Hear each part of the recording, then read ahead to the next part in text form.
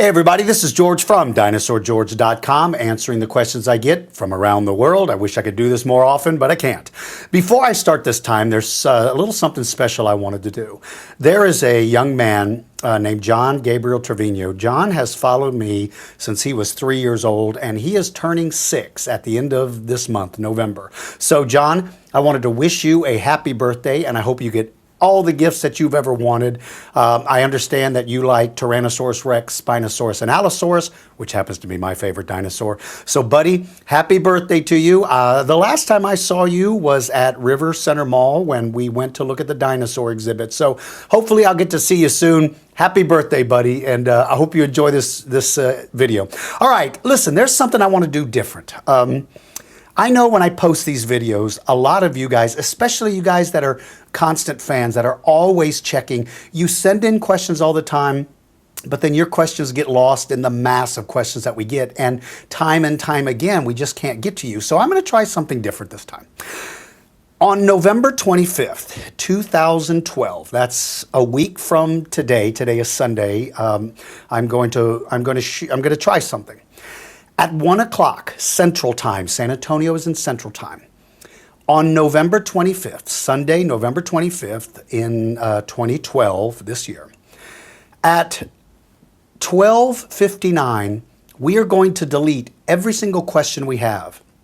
And starting at 1 o'clock, I'm going to turn this camera on and I'm going to answer the questions that come in, which means I'm going to be answering your questions almost live, as quickly as I can. So for all of you that have time and time again emailed me and I never get around to answering it, hopefully this will give you guys the opportunity to ask your questions. So I hope you see this video before a week from today. So remember, at 1 o'clock Central Time, if you send a question in earlier than that, it's going to be deleted. Starting at 1 o'clock Central Time, send in your questions. I'll read them live as I can, because obviously it's going to take time to post this video. But I'm going to answer the questions that come in immediately. So hopefully it's a way to give all of you people the opportunity, those of you that religiously check my channels out, those of you that always are the first to view the videos, this is your chance. For all of my friends overseas, I know 1 o'clock Central Time may not be a realistic time for you. What I may try to do is maybe do the same thing again at, say, 1 a.m. my time, which would be a more reasonable time for you. Yes, I'll get up early for you. So anyway, let's give that a try. Sunday, November 25th at 1 o'clock Central Time, I am going to wipe the board clean of all questions and then immediately respond to those that come in. So let's give that a shot, and I hope that works. I have no idea if it will or not. It could be a total nightmare, and who knows how it will end up. So let's get in here and answer a couple of questions while I'm here. All right, let's just click on this one. This is from Morgan from Saginaw, Michigan. Thanks for accepting my friend's request on Facebook. My question is, who would win in a brawl, Anylosaurus or Kentrosaurus? All right, Morgan, first of all, I'm so glad that you joined my Friendsbook page. For those of you that would like to be friends with me on Friendsbook, that shows my age, right? On Facebook. You can find me under George Blassing, B-L-A-S-I-N-G. It's not Dinosaur George, it's George Blassing. Morgan, again, thank you for joining my friends on Facebook. Tough word to say, apparently, this early in the morning. So who would win in a brawl? Well, when you're dealing with two herbivores, very rarely do herbivores from different species fight. They certainly, interspecies fight is common because usually that's for dominance, to be in charge of a herd or something like that. But you don't often find herbivores fighting with other herbivores, or at least getting into a major conflict. But if these two did, and they don't live together, Kentrosaurus is from Africa and Anylosaurus over here in the U.S., if these animals ever came in contact with each other, I doubt very seriously that they would fight. But for the sake of this question, let's say who would win. Anylosaurus pretty armored. Kentrosaurus, even though he's got a lot of spikes, it would sort of be like you taking a fork and attacking an M1 Abrams tank. You could beat on it all day long and you could scream all you want, but the tank just sits there and takes it. My guess would be Anylosaurus would probably do that very thing. All right, thank you for writing to me, buddy. Let's jump forward to this one. This is from Fidel from Far, Texas. I was just down there.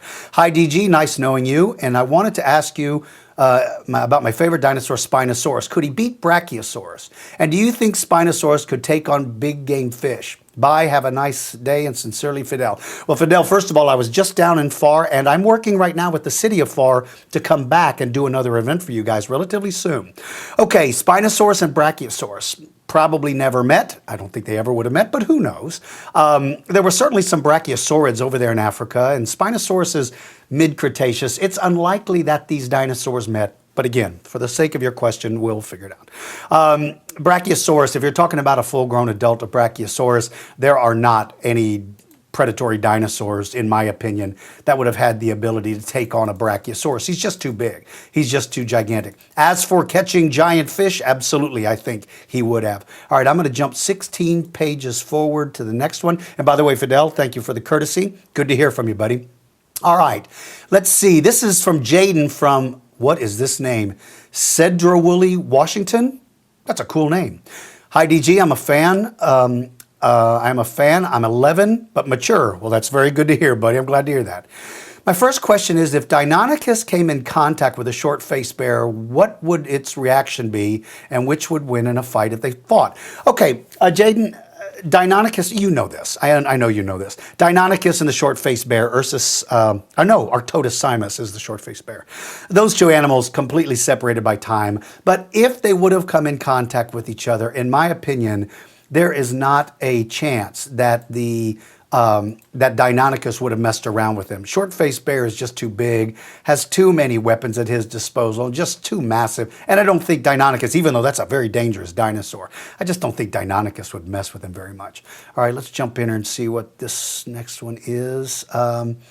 Let's see. This is from Cameron from Edmonton, Canada. Thank you, Dinosaur George. My pleasure, buddy. I know that we love the same dinosaurs, and not very many people know about it. And that's very special to me. That's cool. Thank you for walking with me and talking with me at the Jurassic Forest. You're a great person. Cameron, now I know who you are, buddy. Yes, I was in Edmonton, Canada not too terribly long ago, several months ago. And I got a chance to meet Cameron and his family, and we got the chance to talk about our favorite dinosaur, which is very, very cool. So Cameron, it is great hearing from you. I'm very, very glad to hear that you enjoyed that time that we got to spend together. I hope you and your family are doing well, and please say hello to your family for me. I enjoyed talking to you just as well, buddy. It was as much fun for me as it was for you.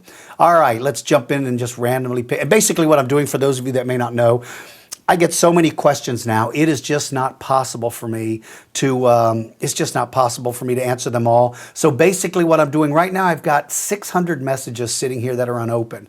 I'm just basically jumping randomly. Wow, what is with these words today? I'm jumping through them just in an effort to try to answer as many as I can. All right, let's bump up here to page 10. And let's just grab this one. This is from Kevin from Hawthorne, California. Hey, what's up? How you doing? My question is, can Spinosaurus kill T-Rex? Well, Kevin, this is a question I've had probably 10,000 times. In my opinion, and it's a good question, in my opinion, I believe that Tyrannosaurus Rex was just too heavily built. He's just too massive. And so I don't believe that it would... I don't think that it would have been a very fair fight. I think Tyrannosaurus Rex would have just simply slaughtered him. All right, let's jump forward and find out here. Let me just pick a random one. This is from Lewis from Brighton, United Kingdom. Hey, Lewis, how are you? Hey, George, Lou here. Lou, great to hear from you. I said Spinosaurus was built to hunt fish and smaller prey. However, it is one of the largest predators ever discovered. Its size to me just doesn't seem to correspond with hunting fish. It just seems too big. Did it really hunt fish? Thanks, bro. Lou, that's a very a very good observation. Yeah, when you look at him, and I'm guilty of doing this myself, I often say Spinosaurus is made for hunting fish, and he was, as far as I'm concerned. But you bring up a good point. Certain sized animals require a certain amount of intake. That's just the way it works. In nature, an elephant can't go on a diet because he dies of starvation. An elephant requires a certain amount of plants. Well, the same would have been true with Spinosaurus. So the question becomes, how much did he really need? If his metabolism was slow, he didn't require as much. So it's certainly possible that fish could have been enough sustenance for him to survive because his body wasn't burning through the calories as fast. But there's a big problem with that. If he hunts for food in the water, water is a horrific conductor of extracting heat from your body. It will take heat away from you very quickly, which means you have to take, for instance, say a marine iguana spends a little bit of time under the water eating and then a whole lot of time laying on land trying to warm back up again because its body is basically shutting down because of the cold water. Well, the same thing would be true for Spinosaurus. I don't care if he's wading in water up to his knees. That water is still taking away a tremendous amount, excuse me, pardon me, everybody, taking away a tremendous amount of body heat. He's got to replace that. And fish may not have been the diet that would have allowed him to recover enough calories that are being burned from losing body heat.